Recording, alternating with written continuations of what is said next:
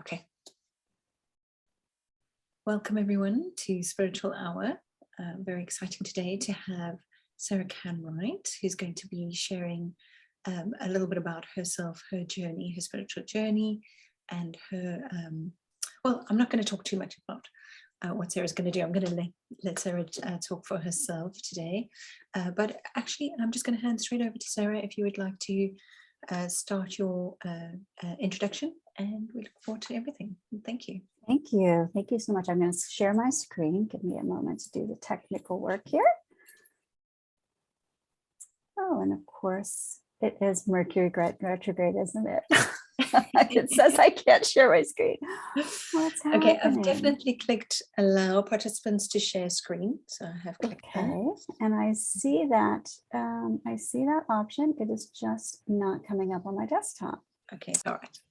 So thank you, Catherine. I am so grateful to be here today and to speak to everybody about hypnotherapy and what I do, how I do it. It might be a little different than some of the other folks that you have spoken to, or perhaps Dawn. So a little bit about my journey into spirituality. As a young girl, I was very open to energetic work. I read a lot of philosophy. I was well on my way to being, we'll say, an energy worker, where quite unexpectedly, I experienced astral projection, and without any understanding of what happened and nobody around me to guide me through that, I closed everything down through fear, and I left it closed down for several decades. And as life progressed, my life took some twists and turns. I found myself going through a divorce and in a very low part of my life. And when I did, I was feeling a lot of pain, a lot of frustration. And I looked around and I thought, my goodness, there is something more than this. I don't want to feel this way. There must be something more. I am an energetic being. I'm going to go looking. And so as it was, the timing was about the time when the book, The Secret, came out. I picked that book up and I thought, well, this is very interesting, but there's a secret to the secret. If it was less easy, we would all be thinking our way into success and wealth. And I thought, well, that's a nice introduction. That was an appetizer. Let me dig deeper. So I did, and I dove deep down the rabbit hole. I went into learning about quantum physics, about empty space, which led me, of course, to consciousness. And in doing so, I discovered a man named Rupert Spira and his teachings about non-duality, which again captured my attention. And I spent quite a lot of energy and time trying to understand this very heady concept. But in the end, I found out that I was still just as frustrated and not closer to happiness or, that life that I desired, that desired state. So while looking inside, I also looked outside and came up with some reasons that I thought my life was not going like it should in my mind, and headed back to graduate school to change some of my exterior things. And in doing so, I found myself working full-time, going to school full-time, raising a family full-time, and there was nothing left for me. And about my third year into it, I was absolutely exhausted, but didn't feel I had the luxury to even lie down and take a nap. And there was a point where I just had to. But I thought, okay, I'm going to double dip here. I am going to turn on a recording on YouTube of a hypnosis, which is going to give me 30 minutes to close my eyes and relax and take a bit of a cat nap. But in the meanwhile, I'm going to be wiring my mind to retain more information and to be more focused. So I was doing these two things at the same time. And lo and behold, while I was in one of these hypnosis, I went through a massive shift. I absolutely transformed in 30 minutes and I woke up a different person. And I thought, my goodness, what just happened?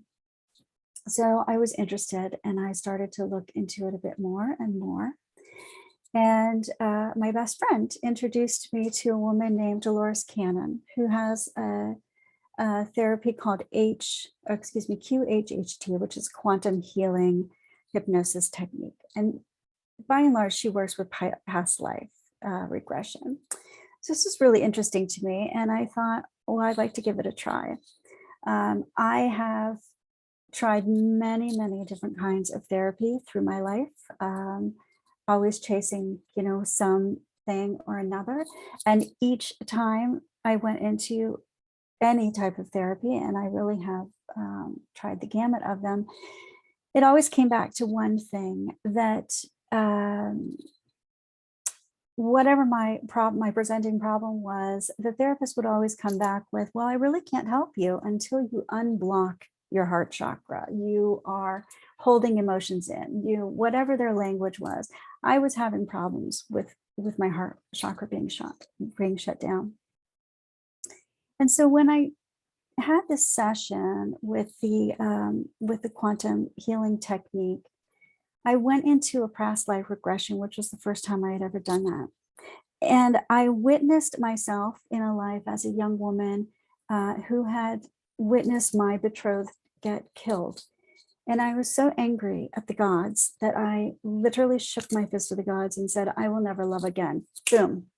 My soul was off to the races and was determined to make that my reality. So upon witnessing this and having a deep understanding of what happened in that past life, I was able to experience instant transformational healing. I woke up a different person. My life has changed completely. I will never go back to that person. I've been told actually by other energy workers, you need to shut that heart chakra down a little bit. There's too much going on. So it was astounding. So again, down the rabbit hole I dove. I had to know more about this. I had to learn about it because I truly wanted to share this with other people. If it could help me so profoundly, so quickly, so completely, I wanted to do this for other people. So I studied hypnosis and became licensed to do the work. I love the work. It's amazing. I love watching transformation happen right before my very eyes. And then another amazing thing happened. I drive an electric car, and I was sitting outside of a supermarket waiting for my car to charge and thought, well, I'll listen to a podcast. I have no idea why. I cannot tell you why. I turned on a podcast and it was about the Akashic records. And I thought, this is just the craziest thing. I've never heard of this before. So after my car was charged, I went home and I did a quick Google search and found myself 2 days later having a reading with our very own Catherine. Again, it was amazing. And I was able to clear away some other things that I had been struggling with for some time. I took Catherine's Merkaba activation workshop, and that was another massive shift. And it was my fullest intention to take her Akashic Records workshop, but the timing never really fit with me being in the United States. So took a course with a woman on this side of the pond and became certified to read Akashic Records. Again, love it. Love working with people, loving working with clients. But while doing some work in my own records, I was given the message that I was to combine these two modalities. And so I did, and developed we're going to call it a hybrid and a new type of therapy called full spectrum therapy, which I'll talk a little bit more in a few minutes. So moving on from there, I just want to talk a little bit about what I know about the mind and how it works. It kind of goes to Pareto's rule, the 80-20 rule. And I like to really think of the subconscious mind, if we look at it as a whole, if I like the analogy of an iceberg, that what you see above the waterline is our conscious mind. That is our 20% of the 20-80 rule. We are aware of that. We know what's going on. And that is what we live in, that 20% that we can see. But a full 80% is what below the waterline of that iceberg.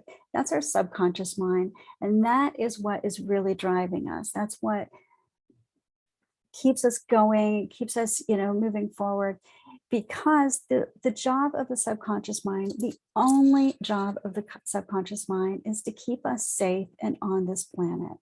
So 80% of our mind is just running to keep us safe. It goes back to us being, ancient beings that had saber-toothed tigers or other such things, starvation, that would threaten our very lives. So our subconscious mind works 24/7 to keep us alive and on this planet, and it will do anything to make that so. It does not care if you are happy. It does not care if you are successful, if you find love, if you find happiness of any kind. It does not care. As long as you are safe and on this planet, it is doing its job. So this is where we have a problem. Our conscious mind says, but I want to be successful. I want to be happy. I want to find my love that lasts a lifetime. But if there's some program running in your subconscious mind that says, no, no, no, if you do that, it might be dangerous. You're not going to get there. So in comes hypnosis. What is hypnosis? Where does it work? How does it work? It works with the subconscious mind. So it's working in that lower level of your mind, and it's unrooting some of the old programs that are running, that are keeping you in a state that you don't necessarily want. And there are some rules of the mind that are really interesting. And if you know them as somebody who's trained in working with clients, it makes it much, much easier for you to uncover some of those things. I'm just going to run through some of the rules of the mind. Maybe you've heard of them, maybe it's new, but these are some really important things to keep track of. And I think it really will help for you to understand why we do some of the things that we do. So the subconscious mind only works with the thoughts that you have. And your thoughts are made up of the words that you tell yourself and the pictures in your mind. That's what thoughts are. So your mind only responds to pictures and words. The mind cannot hold conflicting thoughts, beliefs, or emotions. So what does that look like? That looks like, I want this, I want this, I really want this. Ugh, it's never available to me. That's a conflicting thought. Your mind cannot hold on to a conflicting thought. So it's going to go with what it thinks will keep you safe and on this planet. So I want this, I want this, I want this, I really want this. Ugh, it'll never happen to me. Which one of those do you think the mind is going to think is safer? It's going to go with the, this is never going to happen to me, because if it likes what's familiar and it doesn't like what's unfamiliar. So if you did something yesterday, it's familiar, you are still on this planet and you're still safe. So the mind says, I'm going to go with what's familiar, because what's unfamiliar could be unsafe and could cause a problem. So if you're holding a conflicting belief, it's going to go with what it thinks is going to keep you safe. So every word you think, your body responds on a physical and emotional level. So what does that look like? That looks like, oh, this job is a nightmare. My boss is just making me sick. My children are driving me crazy. So those words that you're thinking, your body will respond in a physical and emotional way. So if you say, this job is a nightmare, many people have sleep issues.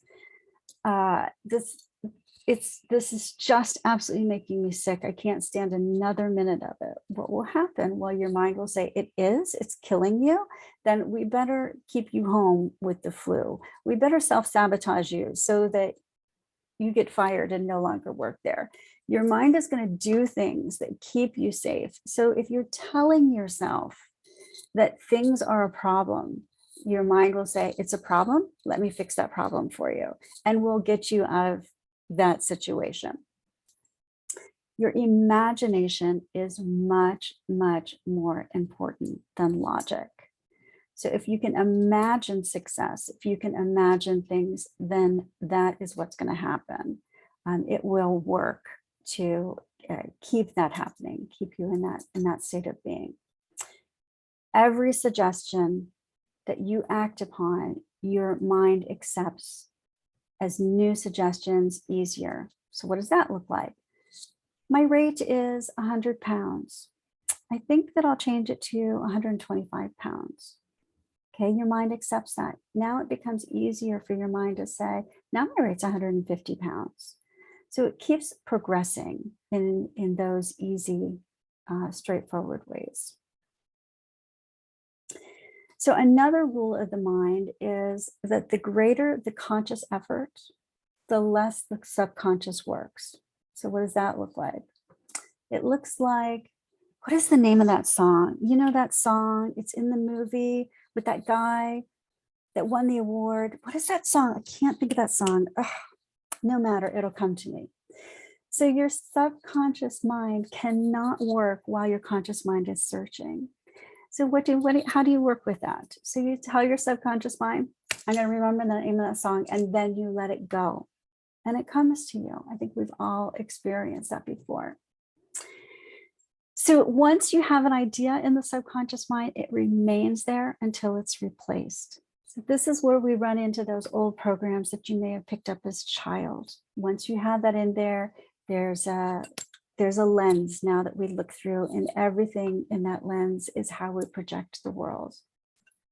The longer you have an idea set, the longer it takes to replace it, because the mind likes what's familiar. Remember, it's keeping us safe.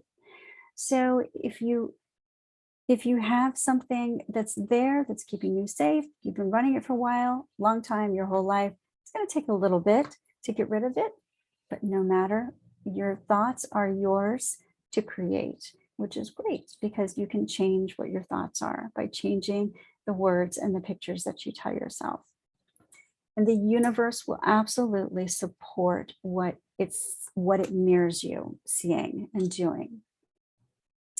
Your beliefs are 100% yours to change, and you make your beliefs, and then your beliefs make you. Excuse me, got a little tickle. All right. So your beliefs make you, and you make your beliefs. Whatever you focus on, your mind is going to move forward to. And any emotionally induced symptom will show up in a physical form. So how can we work with our subconscious mind consciously to change some of these things to work in our benefits? I like to tell people that you lie, you cheat, and you steal. You lie to your mind, you cheat the fear, and you steal back the innate confidence that you were born with. Children, babies were born with only two fears: a fear of being dropped and a fear of loud noises. This is really good news because every other thing is learned, and you can learn something different and new. And you do this by changing the way that you dialogue with your mind. You change the pictures and the words that you have. And in doing so, you can change how your life moves and the results that you have. So hypnosis is a way that you can directly access the subconscious mind. And this is really wonderful because clients can understand what is running those unwanted behaviors, and you can become free of them. You can bypass them. You can bypass the subconscious mind, and you can get to those critical factors by allowing new suggestions to be taken in. So hypnosis is a form of therapy. I'm sure we all understand that. And the therapies that work the very best are the ones that create new neural pathways. And neural pathways are how your mind fires. The thoughts go from this to that. it follows a pathway. And what's really interesting is biologically, we can create new neural pathways, and we can let old neural pathways go to the wayside. What I like to say that it's very similar to walking a path in the woods. If you walk on that path, the path gets wider, gets more clear. You become more familiar with that path. If you walk that path every day, it gets to be a groove in the ground. You may become so familiar with it that you don't even need to look at your footing to know where you are. You know exactly where you are along that path. And as you continue on that path, it gets more and more familiar. It's easy for you. You just walk along that path. But if for some reason you decided that you were no longer going to walk on that path, over time, and usually not very much time, the grasses would start to grow, trees would fill it in, and that path would disappear. And it's the same thing with the neural pathways in our mind. As you walk on that path, it gets more and more strong. If you stop walking that path, it goes away and disappears, and a new path can be formed. So this is really great news, because this means that we can change what is running in our minds, and we can update those outdated programs that we may be holding. And hypnosis is a way to take a look at what those outdated pathways are, and then to change them in a way that you like, new pathways that you decide. So if we go back and we think about the iceberg analogy again, where your subconscious mind is below the waterline and your conscious mind is above. There are several kinds of hypnosis. Some are straight suggestive hypnosis, where you give your mind some new ideas, some new suggestions, and you create new neural pathways. And then there is regressive hypnotherapy, which is what I work with. And that is where you go back, and through a line of questioning, you find the root, the reason, and the event, the time, the place that set in motion that limiting belief that sends you off to the races and creates that pathway for the rest of your thought processes, how you interact with the world, your behaviors, and keeping in mind that your behaviors are what creates your reality. So first you have a thought, those pictures and words that come into your mind. Your thought creates a feeling, where you feel about it. Your feelings create behaviors. You act upon those feelings. And those behaviors are what creates your reality. It's the things that you do every day that change who you are and what you accomplish, your goals. So it's a very quick pathway from the words and pictures that you have in your mind to your reality. It's a very clear pathway. So while working in hypnosis, you can figure out where those initial thoughts and pictures came from, why you have them. And you can quickly undo them to create new thoughts and pictures, new neural pathways, and create a new reality. That's kind of how this works with hypnosis. You dig down in there and you find it, you find that weed that has taken seed, and you can jerk it out by the roots. And in doing so, it's quite remarkable. You can have instantaneous, permanent, all-pervasive change, and it can happen that quickly. It doesn't have to take years of therapy. It doesn't have to be painful. It's just understanding where that thought process began. Understanding is very powerful. And understanding in hypnosis is even more powerful, because what happens is now your conscious mind has visibility and understanding of what happened in the subconscious mind. So you're taking that 80% and that 20% putting together, boom, you're working with 100% of your mind, powerfully changing what your beliefs are, which change everything. So this is phenomenal work, and it happens so quickly. It's so easy, it's painless, It's quite remarkable. So in the hypnosis, once it's identified what's happening, where it all began, you can look at it, you can understand it, you can remove it. And then in the therapy that I do this session, I give you a recording to listen to for 21 days. 21 days is the magic number for how long it takes to build that new neural pathway. So within 21 days, you have completely changed your biology of how you think about something, and your habits that you have formed are new habits now. So this is really quite simple. It's quite quick, and it is quite permanent, which is really good news.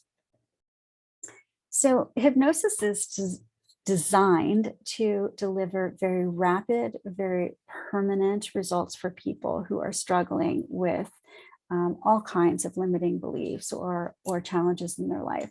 And that can be as simple as stopping smoking, losing weight, taking on an exercise program, achieving your goals. It can look at things like motivation, success and wealth wiring, finding a relationship that you want to be in, that love of your life that lasts a lifetime. It can address pain, physical pain, health issues. Hypnosis can address fears and phobias, fertility issues, childbirth, pregnancies and healthy pregnancies. All kinds of things. This is by no means an exhaustive list, but it just kind of gives you an idea of the breadth and the width of what hypnosis can help accomplish. So I mentioned in the beginning that through Catherine, I learned about the Akashic records and became certified in doing so. And as I believe everybody on this call knows, the Akashic records looks at your soul's growth. And it gives you such a bird's eye view of what's going on, what you need to know right now for your soul to continue to expand and to continue to grow. And this is really amazing work, because now we're looking at the etheric. You're pulling in that knowledge, that eternal knowledge of your soul, which again, for most of us on a day-to-day basis is like the subconscious mind, invisible to our awareness. So this is another end of knowledge of who we are, how our mind works, what our pathway looks like.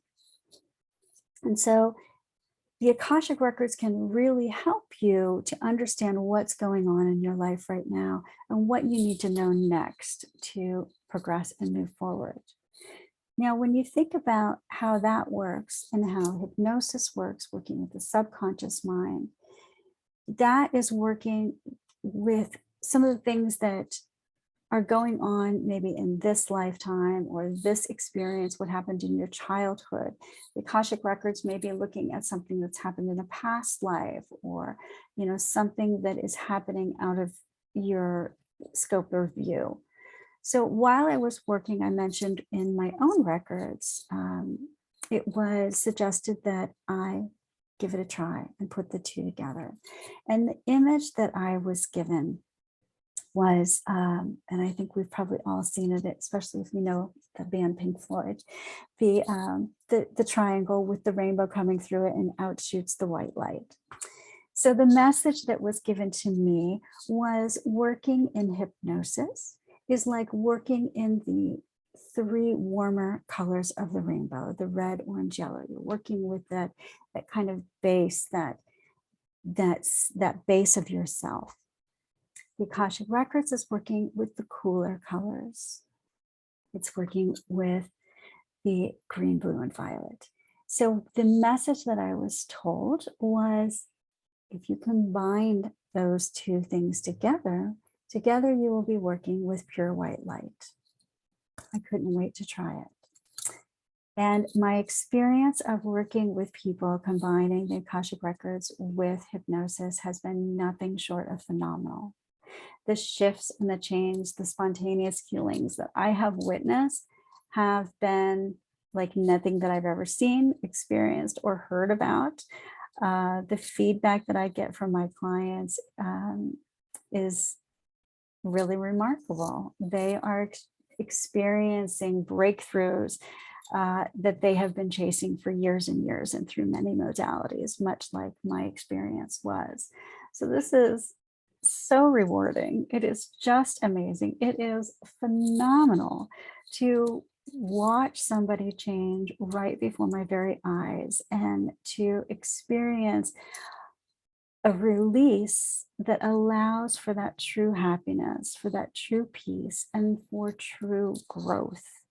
The question that I ask while in this work is, what does your soul need to know from this experience, this regressive experience, where we go back and look at an event?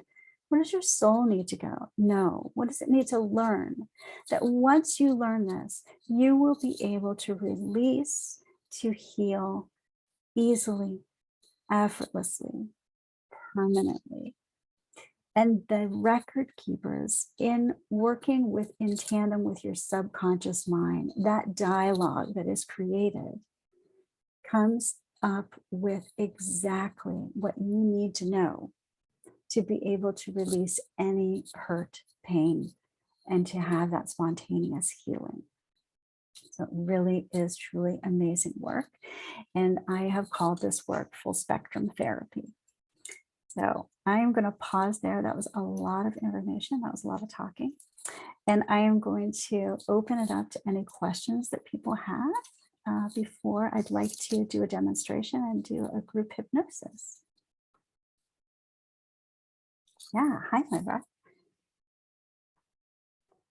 No, gosh, that's so amazing. I was so loads of questions there, but I'll just try and keep it down. But so how do you actually, it sounds, what's really interesting is I do Akashic Records and I do channeled healing, and I go to the seed point of creation and I'm showing past lives, and then that's cleared but by the angels, Lord Metatron, etc. But this sounds as though it's really, really similar, but in a different way. So how do you, when you're in, when you're doing the hypnosis, is it just by saying to them, it's because of this happened in a past life that you're like this? And does that clear it? Because I've always found you have to kind of then clear it energetically and bring in lots of new ways of thinking, reacting, that kind of thing, really healthy ways of being, and then change the neural pathways. It sounds absolutely fascinating. I'm totally wanting to experience it. That is a great question. And here's what happens. When you're in hypnosis and you go back to a scene in your life where your belief was started, and I can tell you 100%, you may think why you do something the way you do it. You may think you know the reason. I guarantee you don't. It is always something so small that you don't even remember happening until you go back and revisit that moment. And what's very fascinating is I'll take you back to 3 scenes. And when you go through those scenes, it triangulates. They seem unrelated at the beginning, but then when you look at them as a collective, when I tell you, now take those 3 scenes and tell me, what do those 3 scenes have to do with the way you are now? It doesn't matter if I understand what it is. It's usually quite obvious for me because I'm not emotionally involved with it. But for you, understanding where that all began is where the healing is. It's important for you to understand. So when you do so, the conscious understanding of where your subconscious anchor this limiting belief is where the work is. And when you do that powerful understanding in hypnosis, so now you're dialoguing with your subconscious mind, your conscious mind is witnessing. Your conscious mind is not engaged, but it is online. It is witnessing what's going on. So once your conscious mind understands your subconscious level, that is where the change happens. That is where you instantly say, I no longer need to walk through that path in the woods. I'm going to walk through this path now. And you never do walk through that old path again. But when you bring the Akashic records in and the record keepers and guides, they can help on that energetic, that angelic level. So now you have an understanding on a conscious level of why you did things subconsciously, what the purpose was that you formed this belief. Remember, it's to keep you safe and on this planet. It does not care if you are happy, if you are successful, if you have true love, does not care.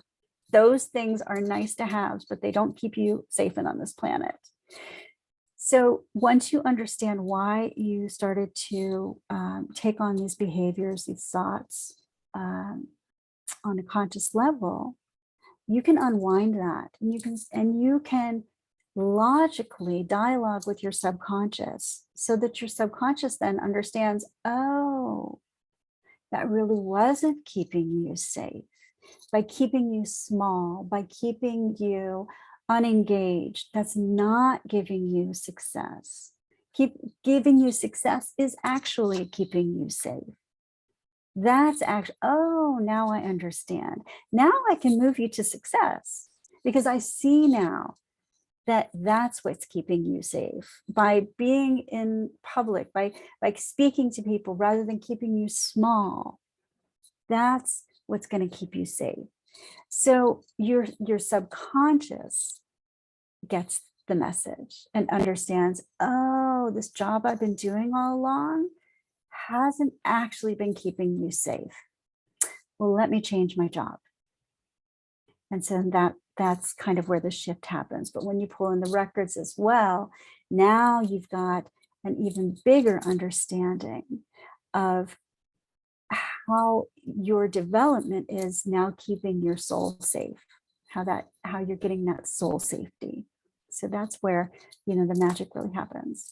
Did I answer your question? Amazing. What I love about that is that although you are like the vehicle helping that person get to that place, they are doing pretty much all their own healing, right? Obviously they couldn't do it without you there, but do you know what I mean? It's very I'm the facilitator. Yeah, I am the facilitator. That's it. It's important that you know that you have an understanding, because understanding is the power. Once you understand what's happening in a subconscious, a conscious, and an angelic level, you've got all of the understanding that you would ever need.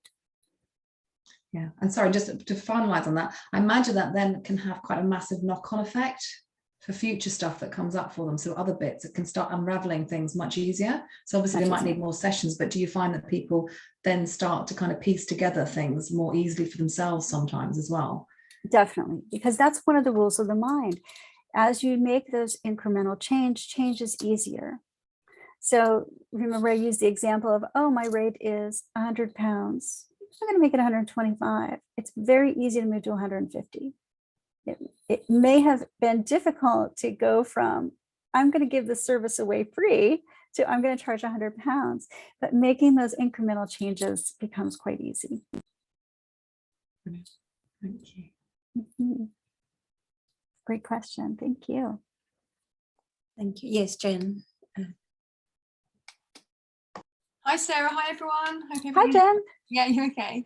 Yeah, thanks, Sarah, for your journey. Always good to listen to your experiences of where you are today. And yeah, it just opens up this question for me, like, because hypnotherapy is so powerful, would you recommend it to children? Yeah, that's a great question too. I do, actually. I work with children a little differently because most of our limiting beliefs that we have are formed before the age of 7. And there's an interesting evolutionary reason why that is. Around 7 is when we're starting to actually move out in the world. Think of yourself as, the hunter and gatherer person. I always like to take people back to that, because that's actually who you are. We've got technology and we've got, modern conveniences, but our body has not evolved, our brain has not evolved since when we were hunters and gatherers. So for children, it's not as important to go back into the regression because they're still there. They're still developing that. When I work with children, what I work with is putting those positive things into their awareness. So there's a couple of things that people, when you really distill it all down, that people think are wrong or cause them difficulties. One is, this isn't available to me. Happiness, success, freedom, relationship, love, whatever, it's not available to me. It's just not there. I can't have it for fill in the blank. I can't have it because, I don't live in the right place, or I didn't go to the right university, or, I can't have it. It's not available to me. Another reason people think that they can't heal is because they're different. I'm a woman, and I'm a man, I'm young, I'm too young, I'm too old, I'm Black, I'm gay, I'm different than you. So I can't have that happiness, that success, fill in the blank. But the most common reason that people think that things are not available to them is that they really have a deep rooted feeling that they're not enough, they're not significant, they're not worthy. And this is what normally comes in from our childhood. And even though I'm sure that most of our parents did, the very best that they could, we're all raised by humans, and humans have lots of things going on. When we come into this world, every need is already met. We came from the womb where everything was like perfectly temperature controlled. We have food whenever we want it. We feel comfortable. We feel protected. We're born into the world. And for the most part, our needs are still met. We're still fed. We're still taken care of. But the very first time that you find yourself being left in the crib crying, you're hungry, you think, what just happened? My needs are not being met. I must not be significant. And it starts that early. These thoughts that, our mind will say, what's going on here? Why am I not safe? And it often will come up with the idea of, I'm not enough, I'm not significant, I'm not worthy of this.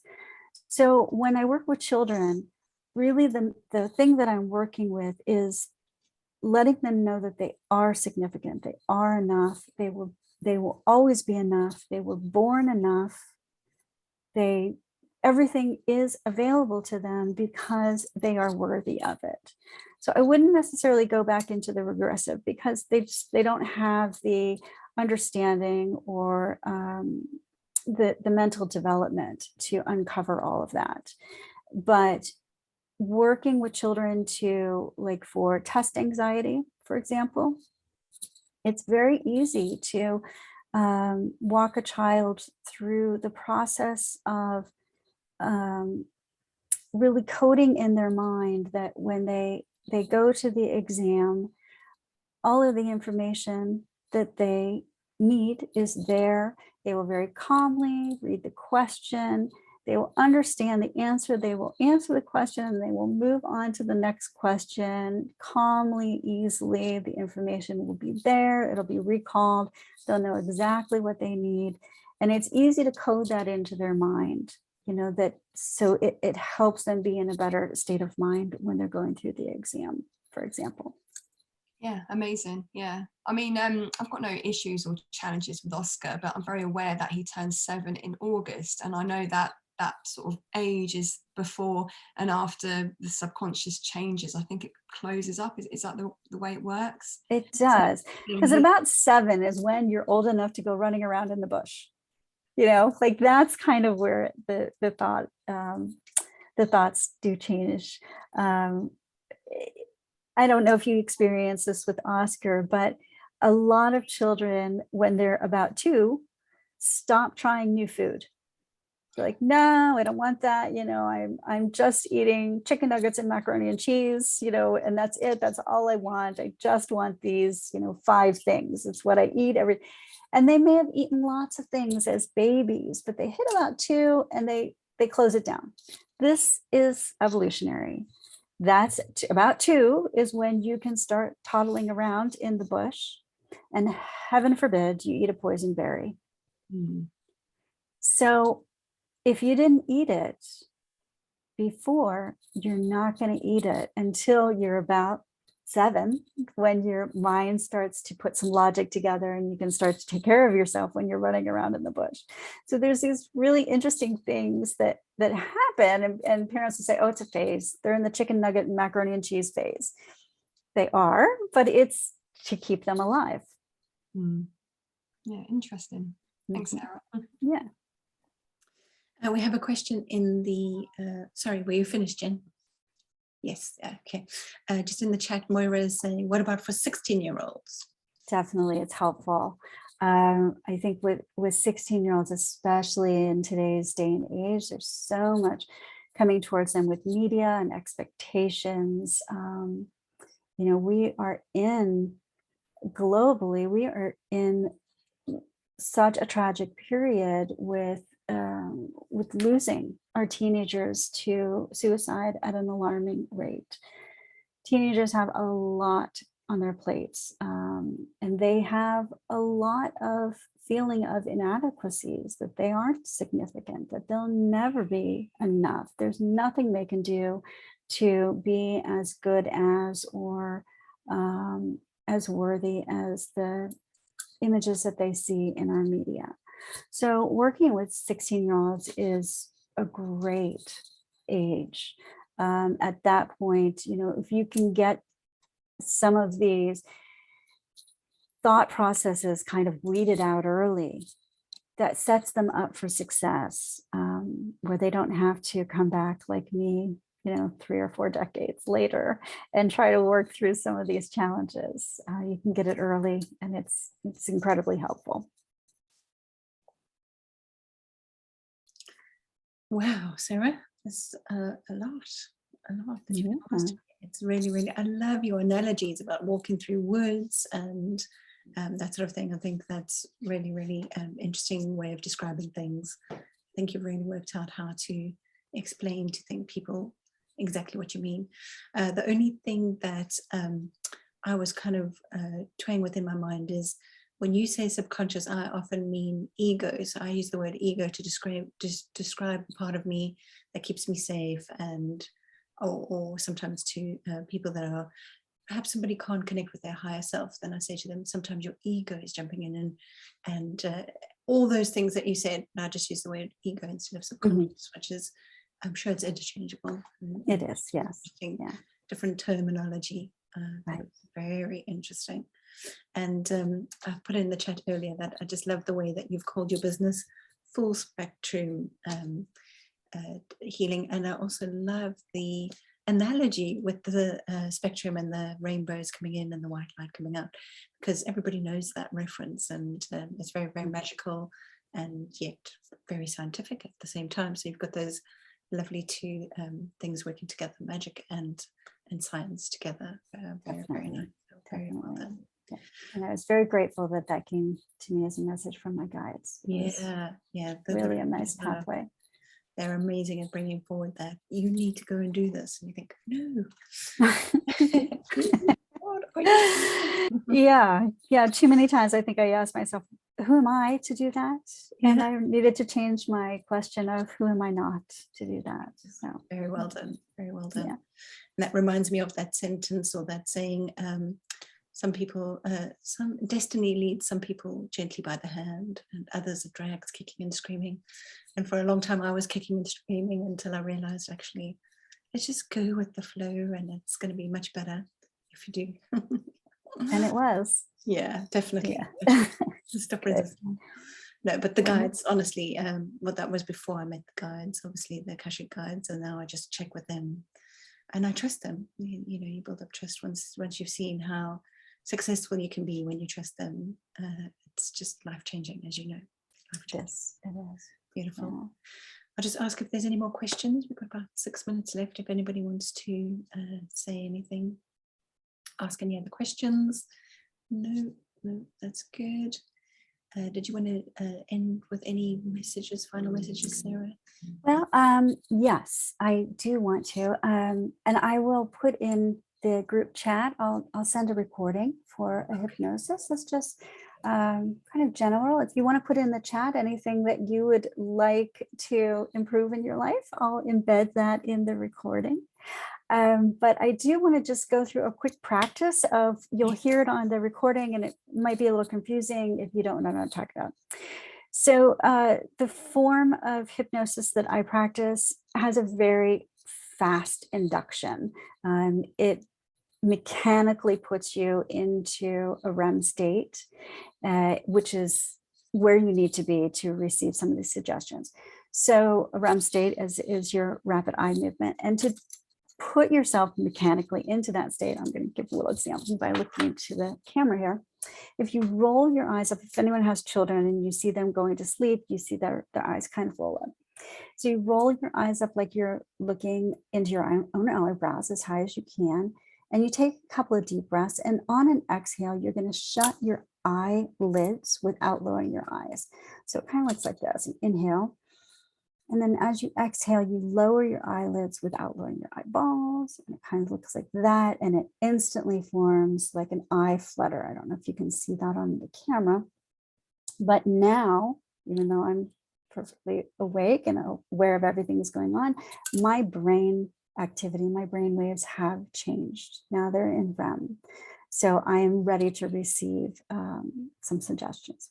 So that's just a little demonstration. So when you hear on the recording, to look up as high as you can and to lower your eyelids without lowering your eyeballs, that's what I mean by that. It's kind of, Catherine, if I could say, it's much like your pulse. Look up, look in and up and pulse. So okay. Exactly. So it's basically the same thing as you're looking in, up, and pulse, but that pulse, you're just going to lower your eyelids down on it. Okay. I did practice it and I did get the flutter. So that was perfect. Yeah. Perfect. So you'll know what that means. So I will make that recording and send that to everyone. Thank you. I've seen in the chat, Eileen has said she'd love to improve or get rid of her feast and famine cycle around finances. Love it. That's a good one for everyone, isn't it? That is financial thing. Feast and famine. Perfect. That's great. And Moira's asked for motivation to be completely healthy. And I know you accidentally put one of those, the weight one, in the. No, don't worry about that. This is Mercury, isn't it? So, and it was. Don't you think it was wonderful that sparked me to say to you, why don't you come on? Yes, thank you. I am grateful for that. That was a good accident, a happy accident. So is that similar to what you would be doing in the other? It is. That one was probably a little bit more firm, and because I was working with a woman who we did unroot some of her weight issues, and you don't know her, so I won't say who she was, but what was interesting was she was telling herself that she had gone through a series of diets since she was 12 years old, and she's nearly 60 now, so she's been quite through an up and down cycle. And every time you starve yourself, that hunter and gatherer self says, oh my gosh, you're not going to ever eat again. We had better slow your metabolism down so that you hold on to anything that you take in. We're never going to release weight because we don't know if you're going to starve. So this is actually what she was doing. And her record keepers told her that she was hoarding her fat and that she was holding it onto it.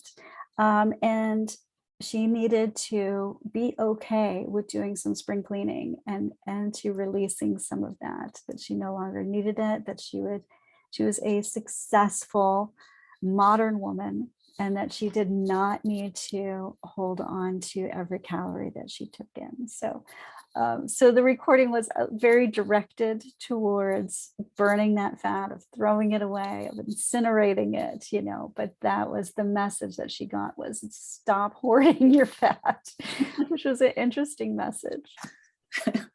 It's an excellent one. We had another question in the chat from Jen saying she would like to not overcommit and she would like to learn to relax more. How to do that?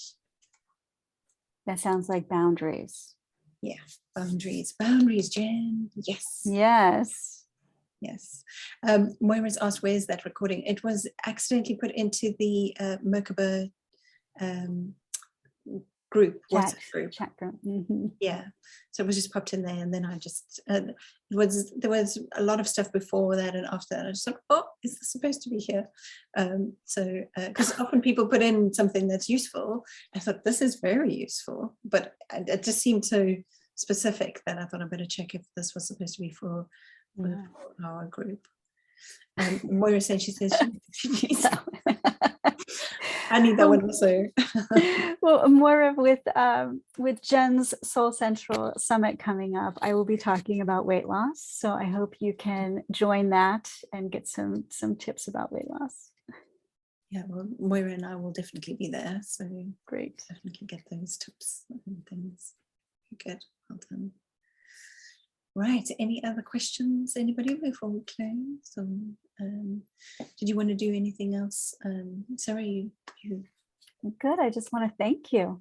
Thank okay. everyone that's here. Thank you so much. Gosh, well, thank you. It's been so interesting. I could actually talk to you for hours. I think hours and hours and hours. I could just chat. But obviously we all have days to get on with. So it's only 8 o'clock in the morning. Well, probably 9 o'clock in the morning for you now, for Sarah. So it's 2 o'clock in the afternoon in the UK. And so Eileen's asking, where can she find you? Do you have a website? I do have a website, and I'm going to put my, it's in the process of being tweaked, so I apologize for that.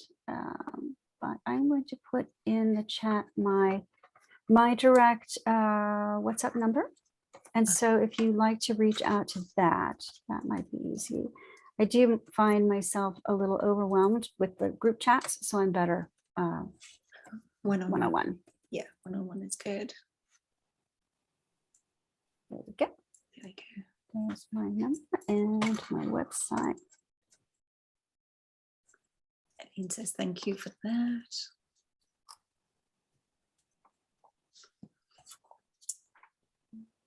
There we go. Transformationalhypnosis.com. Okay, very good. Thank you. Transformationalhypnosis.com. Okay, very nice. Well done, everyone. Been amazing. My head's just swimming with all that information that I learned today. And it's been really, really wonderful. Just Moira is saying, what code do we add for the states? And I think you've put the plus. The plus one. Plus one. Mm-hmm. Plus one. Okay. So, yeah. The UK is +44, so states is +1. Okay. That's right. Good to know. Don't you think it's amazing that we can work with people so far away from us? Just fantastic. I love that. Yes. Helene is in Belgium. We're in the UK. You're in America. It's just fantastic. I love it. The world has gone. It is. It's a good thing. It's a good thing. It is. It is. Fantastic. Okay. Well, thank you everyone for coming together, and thanks Eileen and everyone for joining us. Thanks for your message, Eileen, and for all the questions today. Well done, everyone, and we will see you all on the chat and at the next spiritual hour. So have a very, very magical rest of your day, everyone. Thank you. Take care. Bye-bye. Bye. Oh, and look forward to seeing you all at the summit, 10th of June. Bye. Bye.